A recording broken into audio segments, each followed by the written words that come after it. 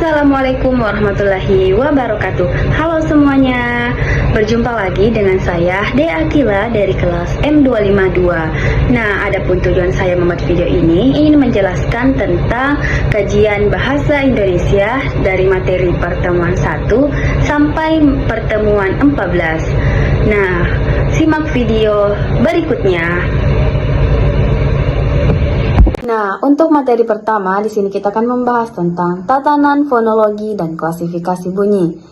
Apa sih itu fonologi? Fonologi merupakan ilmu yang mempelajari tentang bunyi dan bahasa. Ada beberapa jenis-jenis fonologi. Yang pertama yaitu vokal. Vokal adalah udara yang dikeluarkan dari paru-paru ketika diucapkan dan tidak ada hambatan pada pengucapannya. Contohnya yaitu A, I, U, E, O. Kemudian vokal terbagi atas, vokal atas yang terdiri dari I dan U. Yang kedua ada vokal tengah yang terdiri dari E dan O. Yang ketiga ada vokal bawah yang terdiri dari A.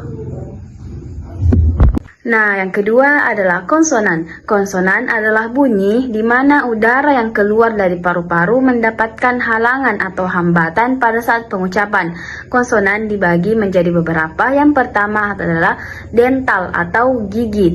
Lidah menempel di gigi atas saat pengucapan. Contohnya itu Z, D, dan N. Yang kedua ada velon atau langit-langit lunak. Contohnya yaitu G, K, Ng, dan K. Yang ketiga adalah bilabial atau dua bibir. Dalam pengucapannya contohnya P, B, M, W. Yang keempat ada labion dental atau bibir gigi. Contohnya itu F dan V. Yang kelima aleolan. Contohnya rongga gigi. Contoh pada pengucapan T, D, N, S, Z, L, N. Kemudian yang ketiga ada difton. Apa sih itu difton? Difton adalah dua vokal berurutan yang ditetapkan dalam satu kesatuan waktu seperti AU dan AI pada kata harimau. Nah, pada materi kali ini kita akan membahas tentang suprasegmental, fenom, dan alofon. Yang pertama adalah suprasegmental. Suprasegmental adalah unsur dalam bahasa yang tidak berkaitan dengan bunyi huruf secara langsung, tetapi berkaitan dengan cara pengucapan bunyi tersebut dalam suatu kata atau kalimat. Di sini kita akan membahas tentang tekanan kata, penekanan pada suku kata tertentu saat diucapkan. Yang membedakannya yaitu kekuatan, panjang atau tinggi nada untuk menegaskan makna. Contohnya, Siti membaca buku di perpustakaan. Maksudnya, yang membaca adalah Siti, bukan orang lain. Contoh selanjutnya, Siti membaca buku di perpustakaan. Maksudnya, yang dibaca adalah buku, bukan majalah atau koran. Nah, contoh selanjutnya adalah Siti membaca buku di perpustakaan. Maksudnya, Siti sedang membaca di perpustakaan, bukan di kelas atau di rumah. Nah, selanjutnya kita akan membahas tentang intonasi. Intonasi dalam kalimat adalah naik turunnya nada saat berbicara, yang berfungsi menyampaikan emosi atau membedakan jenis kalimat. Contohnya, kamu duduk di kursi, termasuk kalimat berita. Contoh selanjutnya, kamu duduk di kursi, termasuk kalimat tanya. Contoh selanjutnya, kamu duduk di kursi, termasuk kalimat perintah. Kemudian selanjutnya di sini kita juga akan membahas tentang fonem. Fonem adalah satuan bunyi bahasa terkecil yang dapat membedakan makna kata.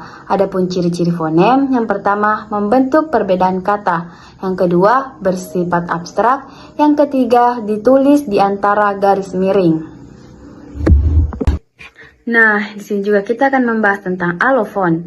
Alofon adalah variasi pengucapan dari suatu fonem yang tidak mengubah arti kata. Ciri-ciri alofon, yang pertama, tidak membedakan makna. Yang kedua, dipengaruhi oleh ungkapan bunyi. Yang ketiga, ditulis dalam kurung siku. Selanjutnya, kita akan membahas tentang morfologi. Morfologi adalah ilmu yang mempelajari bentuk-bentuk kata atau morfem kata. Morfologi terbagi beberapa. Yang pertama, morfem bebas, yaitu morfem yang berdiri sendiri sebagai kata dan sudah memiliki makna. Contohnya, rumah, makan, buku. Nah, selanjutnya adalah morfem terikat, adalah morfem yang tidak dapat berdiri sendiri dan harus digabung dengan morfem lain agar memiliki makna. Contohnya, ber, me, ken, an, pe pada kata bermain. Adapun proses-proses morfemis yang pertama adalah afiksasi, adalah proses pembentukan kata dengan menambah imbuhan, awalan, akhiran, dan sisipan, serta awalan dan akhiran. Di sini yang pertama akan kita bahas adalah prefiks atau awalan, adalah imbuhan yang diletakkan di awal kata. Contohnya ber, me, ke, ter, pe, di, se. Contoh kalimatnya, kita harus membalas kebaikan orang lain. Yang kedua adalah sufiks atau akhiran, adalah imbuhan yang diletakkan di akhir kata dasar. Contohnya, makan tambaan sama dengan makanan. Baca tambahkan sama dengan bacakan. Contoh kalimatnya, ibu menyiapkan makanan untuk keluarga. Nah, yang ketiga adalah infiks atau sisipan, adalah imbuhan yang disisipkan di tengah kata. Contohnya, el, Contoh kalimat, tangannya gemetar karena takut. Yang keempat adalah konfiks, awalan akhiran yang digabungkan dan diletakkan di awal dan di akhir kata. Contohnya kean, peran, beran, senya. Contoh kalimatnya, sepatu itu kebesaran di kakiku.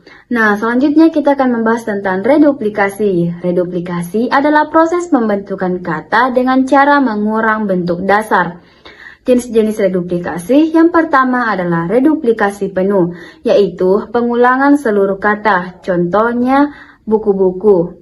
Contoh kalimatnya, setelah lama tidak dibaca, buku-buku tua itu berdebu. Yang kedua ada reduplikasi sebagian, yaitu pengurangan sebagian dari bentuk dasar.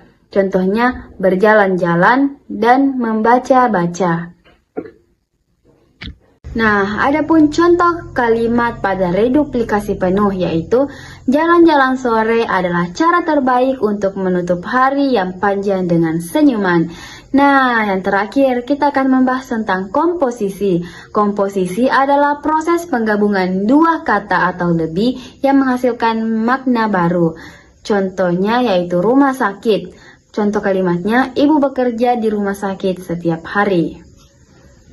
Demikianlah proses penjelasan dari saya. Mohon maaf atas segala kekurangan. Wassalamualaikum warahmatullahi wabarakatuh. Sampai jumpa di video penjelasan berikutnya. See you! Selanjutnya kita lanjut untuk materi pertemuan ke-9 tentang klasifikasi kata. Apa sih itu klasifikasi kata?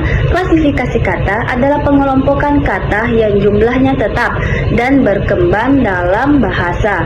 Kemudian klasifikasi kata dibagi menjadi dua. Yang pertama ada kelas kata terbuka, yang kedua ada kelas kata tertutup.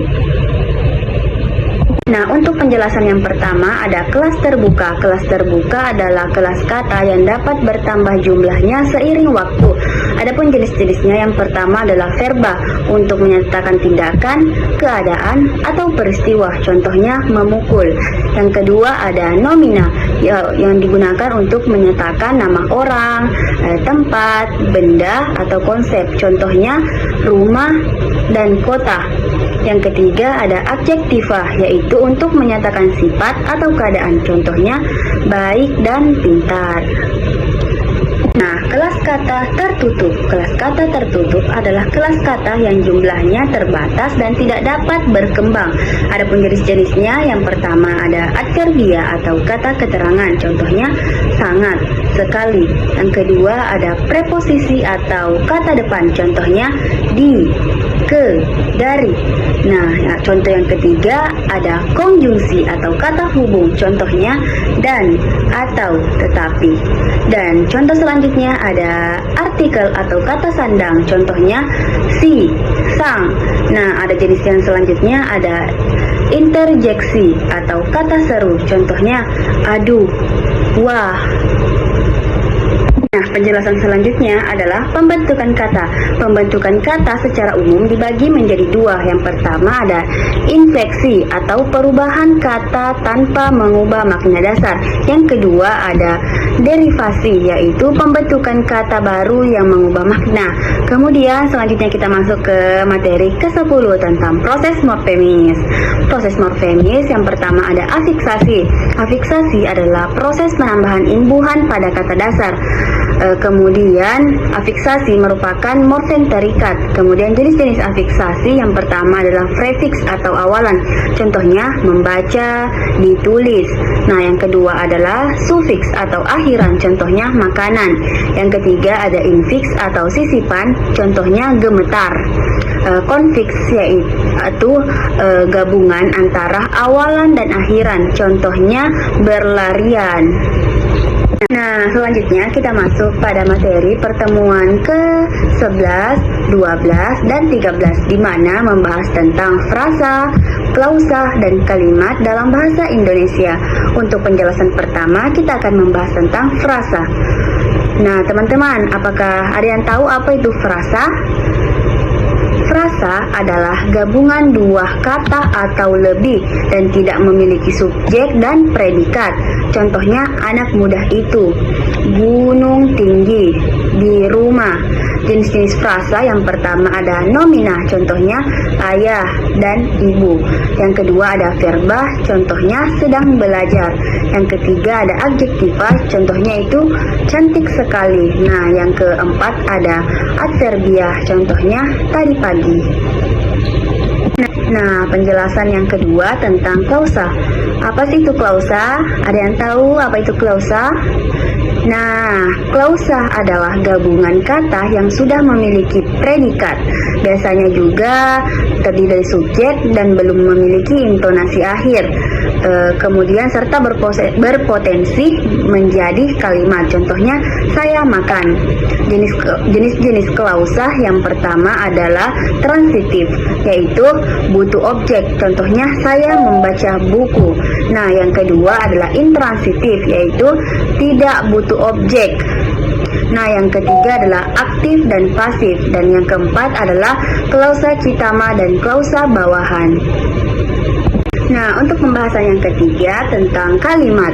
Nah, kalimat adalah satuan bahasa yang lengkap yang memiliki subjek, memiliki predikat, dan intonasi akhir. Kemudian serba bisa berdiri sendiri atau lebih klausa. Contohnya, saya makan. Adik tidak berangkat karena jatuh. Nah, jenis-jenis kalimat yang pertama adalah kalimat tunggal. Apa sih itu kalimat tunggal? Kalimat yang terdiri dari satu klausa. Nah, yang kedua adalah majemuk. Apa sih itu majemuk? Majemuk lebih dari satu klausa dan ada setara dan bertingkat. Nah, sekarang kita masuk pada pertemuan ke-14 tentang analisis kesalahan berbahasa. Analisis kesalahan berbahasa adalah kegiatan mengidentifikasi, mengklasifikasi, dan mengevaluasi kesalahan dalam penggunaan bahasa. Adapun jenis-jenis kesalahan yang pertama adalah lapses, yaitu kesalahan tanpa disengaja. Contohnya terpeleset. Yang kedua adalah error, yaitu melanggar aturan bahasa karena belum paham. Nah, contoh yang selanjutnya adalah mistake, kesalahan memilih kata dan penggunaan kata. Nah, contoh kesalahan yang pertama adalah penggunaan huruf kapital yang salah. Yang kedua, penulisan kata yang tidak tepat. Dan yang ketiga adalah struktur kalimat yang tidak sesuai. Kemudian ada beberapa tahapan-tahapan dalam analisis kesalahan. Yang pertama, mengumpulkan data. Yang kedua, mengidentifikasi kesalahan. Yang ketiga, mengklasifikasi kesalahan. Yang keempat, menjelaskan kesalahan. Yang kelima, klasifikasi kesalahan. Yang keenam adalah evaluasi kesalahan. Kemudian urgensi analisis kesalahan. Yang pertama, penting untuk meningkatkan kualitas pembelajaran bahasa. Yang kedua, membantu mengatasi kesulitan siswa. Yang ketiga, berguna untuk menyempurnakan metode pembelajaran. Nah, kemudian selanjutnya adalah proses analisis. Yang pertama adalah kumpulkan kesalahan. Kemudian selanjutnya identifikasi. Nah, setelah identifikasi, jelaskan. Setelah kita menjelaskan, kelompokkan. Dan yang terakhir adalah mengevaluasi. Nah, jenis-jenis kesalahan dalam berbahasa dapat dibedakan menjadi dua. Yang pertama, berdasarkan linguistik. Berdasarkan linguistik ini dibagi lagi menjadi beberapa. Yang pertama adalah fonologi, yaitu kesalahan bunyi bahasa. Yang kedua, morfologi, kesalahan bentuk kata. Yang ketiga adalah sintaksis, kesalahan susunan kalimat. Dan yang keempat adalah semantik, kesalahan makna kata. Yang kelima adalah leksikal, di mana pilihan katanya yang tidak tepat. Kemudian yang keenam adalah wacana, di mana susunan paragrafnya tidak tepat. Nah, yang contoh pembagian yang kedua berdasarkan strateginya dibagi lagi menjadi dua. Yang pertama, omission atau penghilangan. Yang kedua adalah addition atau penambahan. Nah, kesimpulan. Pada materi kali ini, kesimpulannya yaitu kajian bahasa Indonesia mempelajari bahasa sebagai alat komunikasi termasuk bunyi bahasa, fungsi, ragam, serta penyusunan kalimat dan paragraf, agar pesan yang kita sampaikan dapat dengan jelas, tepat, dan mudah untuk dipahami. Nah, sekian penjelasan dari saya. Mohon maaf atas segala kekurangan. Wassalamualaikum warahmatullahi wabarakatuh. Sampai ketemu di penjelasan berikutnya. See you!